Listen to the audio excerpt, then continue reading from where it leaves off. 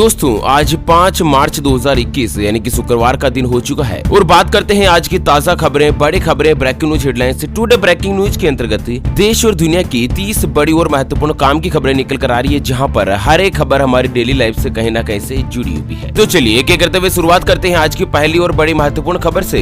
तो दोस्तों बड़ी खबर आ रही है कि RTO के चक्कर लगाए बिना ड्राइविंग लाइसेंस हो जाएगा रिन्यू। घर बैठे ऑनलाइन मिलेगी ये 18 तरह की सुविधाएं। दरअसल आपको बता दें कि अब ड्राइविंग लाइसेंस रिन्यू करवाना हो या फिर लर्निंग लाइसेंस के लिए आवेदन करना हो तो दोस्तों आपको RTO के ऑफिस में चक्कर नहीं लगाने पड़ेंगे। अब ये काम सभी जो है ना वो दोस्तों आप घर बैठे ही कर पाएंगे। दरअसल सड़क परिवहन और राजमार्ग मंत्रालय ने एक नई नोटिफिकेशन जारी की है और इसमें बताया गया है कि RTO के द्वारा 18 तरह की ऐसी सुविधाएं जिनको ऑनलाइन कर दिया है ताकि RTO डिपार्टमेंट में जो भीड़ लगती है ना उस भीड़ को कम कर सके। अच्छा, इसमें क्या क्या है तो दोस्तों यहाँ पर गाड़ी की RC के लिए आवेदन करना, ड्राइविंग लाइसेंस को रिन्यू करना, डुप्लीकेट ड्राइविंग लाइसेंस का आवेदन करना और आपके ड्राइविंग लाइसेंस में एड्रेस में बदलाव करना वगैरह वगैरह। ये सभी काम दोस्तों आप घर बैठे ऑनलाइन कर सकते हैं ई परिवहन की वेबसाइट के ऊपर, ठीक है ना। वैसे दोस्तों आपका ड्राइविंग लाइसेंस बना हुआ है या नहीं? अगर नहीं बना हुआ है तो आप हमें वीडियो के नीचे कमेंट बॉक्स में बता सकते हैं ताकि अगले वीडियो में हम आपको बता पाएंगे कि दोस्तों किस तरह से आप घर बैठे ऑनलाइन तरीके से अपने मोबाइल की सहायता से ही ड्राइविंग लाइसेंस बनवा सकते हैं बिना दलाल को पैसे दिए, है ना, ब्रोकर वगैरह को पैसे नहीं देने हैं। चलिए अगली खबर आ रही है कि यह बैंक आपको घर आकर फ्री में दे रहा है पैसे निकालने, जमा करने और ट्रांसफर सहित तमाम सुविधाएं। इस तरह से बुक कर सकते हैं आप भी अपनी सर्विस। तो दोस्तों डोर स्टेप बैंकिंग के बारे में तो आप जानते होंगे। डोर स्टेप बैंकिंग क्या होता है? बैंक वाले खुद आपके घर पर आते हैं आपके अकाउंट में पैसे निकालने के लिए, पैसे जमा करने के लिए, चेक जमा करने के लिए, बैंक से जुड़े कुछ भी काम होते हैं तो दोस्तों बैंक का कर्मचारी स्टाफ जो है ना वो आपके घर आकर आपको काम निपटाता है। आपको बैंक जाने की जरूरत नहीं है। तो आपको बता दें कि इंडिया पोस्ट पेमेंट बैंक जो है ना, जो पोस्ट ऑफिस का बैंक होता है, अगर उसमें आपका अकाउंट है तो दोस्तों एक बड़ी खुशखबरी सामने आ रही है। दरअसल बैंक ने बिना चार्जेज आपको घर बैठे इस तरह के सभी काम बिल्कुल फ्री में करने का फैसला किया है। जहां पर आपको अकाउंट खोलना हो, अकाउंट बंद करना हो, कुछ भी सर्विस होना तो दोस्तों आप SMS की सहायता से अपॉइंटमेंट कंफर्म कर सकते हैं और बैंक वालों को अपने घर पर बुला सकते हैं बिल्कुल फ्री में, है ना। चलिए अगली खबर आ रही है कि सरकार का बड़ा फैसला, PF के ऊपर मिलता रहेगा पहले जितना ही ब्याज, नहीं होगा कोई नुकसान।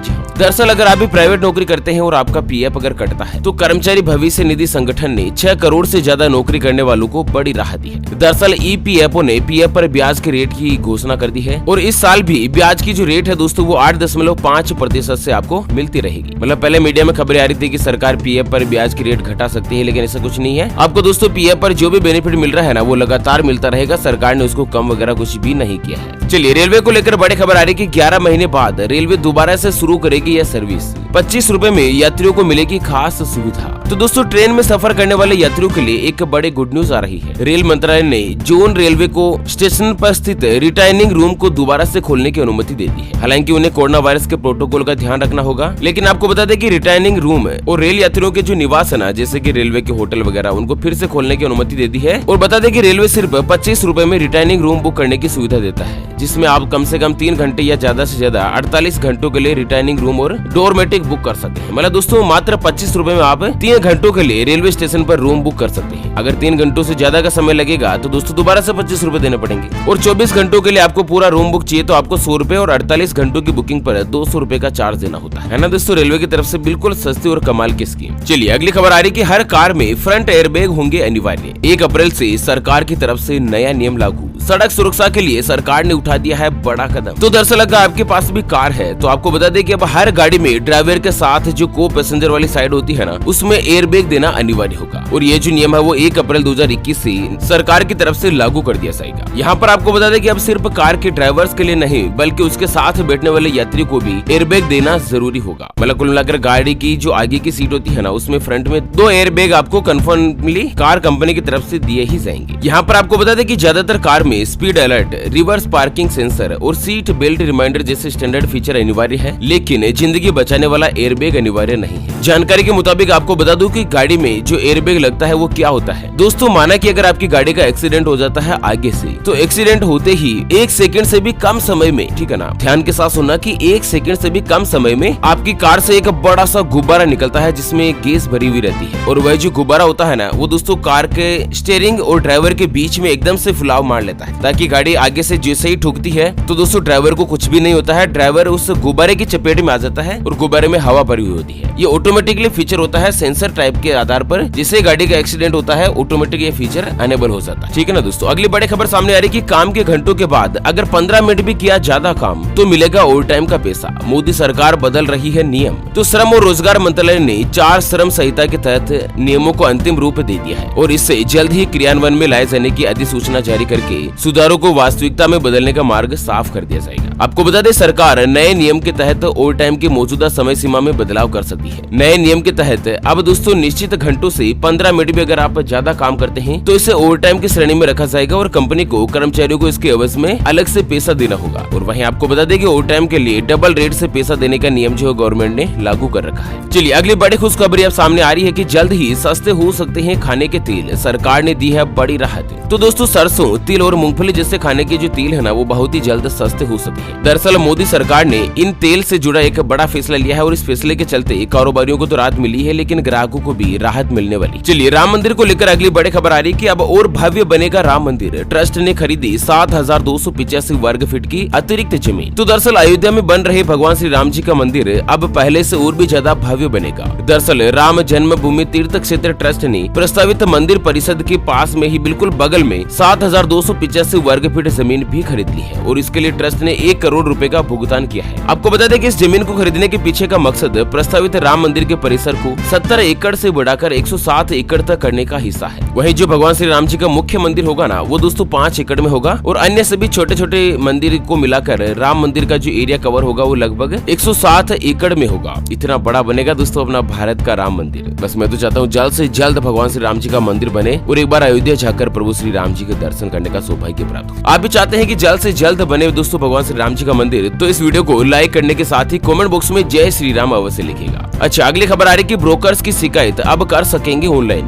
बीमा धारकों के हितों के लिए लोकपाल के नए नियम जारी। दोस्तों अगर आपको इंश्योरेंस पॉलिसी बेचने के बाद इंश्योरेंस ब्रोकर गायब हो गया है या फिर ब्रोकर्स की पॉलिसी सेवाओं से अगर आप खुश नहीं है तो उसकी शिकायत करना अब आसान हो गया है। अब इसके लिए कहीं जाने की जरूरत नहीं है। सरकार की तरफ से नए नियम के मुताबिक आप ऑनलाइन दोस्तों बीमा देने वाले या फिर पॉलिसी होल्डर्स के साथ होने वाली धोखाधड़ी और समय पर उन्हें सेवा में मिलने वाली कोई भी दिक्कत होती है तो उसकी ऑनलाइन शिकायत आप दर्ज करवा सकते। अच्छा राजस्थान से बड़ी खबर आ रही है कि राजस्थान में ऑनलाइन जुआ खेलने पर अब होगी जेल। अशोक गहलोत सरकार ला रही है नया विधेयक। तो दोस्तों राजस्थान की अशोक गहलोत सरकार जुआ और ऑनलाइन सट्टेबाजी को सामाजिक बुराई मानते हुए राजस्थान पब्लिक गैम्बलिंग ऑर्डिनेंस 1949 के स्थान पर एक नया विधेयक ला रही है। आपको बता दें दोस्तों कि राज्य में जिस तरह से ऑनलाइन जुआबाजी को पहली बार संज्ञेय अपराध माना है और आजकल जो ये नए नए लोग हैं ना दोस्तों, वो क्या करते हैं कि ऑनलाइन सट्टेबाजी करते हैं, जैसे कि ऑनलाइन लूडो खेलते हैं। तो जितने भी लूडो के ग्रुप बने हुए हैं ना, अब उनकी खैर नहीं है दोस्तों। बहुत ही जल्द सरकार उनके लिए एक नया विधेयक ला रही है और सीधा बिना जमानती अपराध होगा ये, जिसमें जमानत वगैरह भी नहीं मिलेगी, है ना। चलिए अगली खबर आ रही है कि मध्य प्रदेश सरकार का बड़ा फैसला। इस साल नहीं खुलेंगे 5वीं तक स्कूल, 10वीं 12वीं की परीक्षा हो जाएगी ऑनलाइन।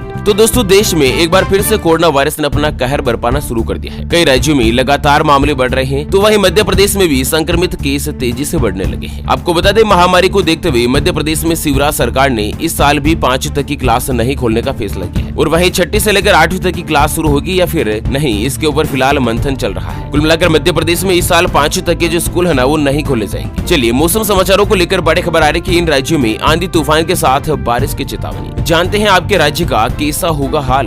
तो दोस्तों यहाँ पर मौसम विभाग की तरफ से 6 से लेकर 8 मार्च तक पश्चिमी हिमालय क्षेत्र में जम्मू कश्मीर, लद्दाख, गिलगिट, बाल्टिस्तान और मुजफ्फराबाद के साथ हिमाचल प्रदेश और उत्तराखंड में बारिश के साथ बर्फबारी की चेतावनी जारी हुई। और वहीं मौसम विभाग की माने तो अगले 2 से लेकर 3 दिनों तक अरुणाचल प्रदेश, असम, मेघालय, नागालैंड, मणिपुर, मिजोरम और त्रिपुरा में तेज गरज के साथ बारिश होने के आसार रहेंगे। और वहीं 7 मार्च को हरियाणा, चंडीगढ़, दिल्ली, पश्चिमी उत्तर प्रदेश में गरज के साथ हल्की बारिश या फिर ओले पड़ने की संभावना भी यहाँ पर मौसम विभाग ने जारी करी है। वैसे दोस्तों आप कौन से राज्य में रहते हैं, एक बार बताना जरा वीडियो के नीचे कमेंट बॉक्स में। चलिए अगली खबर में जान लेते हैं यहाँ पर सोने चांदी यानी कि सराफा बाजार के ताजा भाव। तो दोस्तों आज 10 ग्राम सोना जो है ना, वो 217 रुपए सस्ता हुआ है और 217 रुपए की गिरावट के साथ ही सोने का ताजा भाव 44,372 रुपए प्रति 10 ग्राम पर हो चुका है। जबकि अगर चांदी की बात की जाए तो चांदी का जो ताजा भाव है वो 602 रुपए आज बढ़ा है और 602 रुपए महंगी होकर 67,815 रुपए प्रति किलोग्राम पर चांदी जो है पहुँच गई है। अच्छा हरियाणा से बड़ी खबर आ रही है कि स्कूल में स्टूडेंट के मोबाइल आने पर तहत सरकार ने लगा दी रोक। तो दरअसल हरियाणा सरकार ने स्कूल में स्टूडेंट के मोबाइल लाने पर रोक लगा दी है। सरकार का कहना है कि जिन विद्यार्थियों को ऑनलाइन पढ़ाई करनी है वह घर से ही करेंगे। हरियाणा के शिक्षा मंत्री कंवरपाल को